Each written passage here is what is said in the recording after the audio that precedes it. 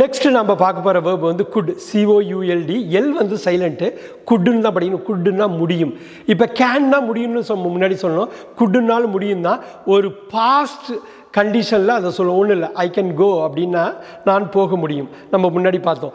I could கோன்னா நான் போக முடிந்தது, அதனால நான் போனேன். என்னால் போக முடிஞ்சது, நான் போனேன்.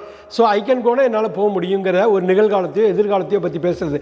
ஐ குட் கோன்னா பாஸ்ட் டென்ஸில் எனக்கு முடிஞ்ச விஷயத்தை பற்றி கூட ஐ குட் கோ அப்படிங்கிறப்ப என்னால் போக முடிஞ்சதுன்னு சொல்லலாம். இதை விட முக்கியமாக இதுக்கு ஒரு செயல்பாடு இருக்குது. ஒரு ஃபங்க்ஷனுக்கு குட்னா கேன் ஐ டேக் திஸ்னா இதை நான் எடுத்துக்கவான்னு கேட்கலாம்.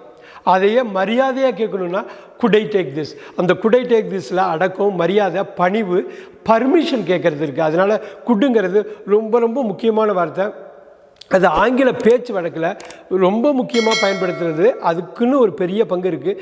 ஏன் சொல்கிறேன் அப்படின்னா, மரியாதையாக நீங்கள் ஒரு விஷயத்தை ஒருத்தவங்கள்ட்ட பேசணுன்னா குட் ஐ டேக் திஸ்ன்னு சொல்லலாம். உங்கள் ஃப்ரெண்டுகிட்ட நீங்கள் பேசுகிறப்ப கேன் ஐ டேக் திஸ், இதை நான் எடுத்துக்கவா அப்படின்னு கேட்கலாம்.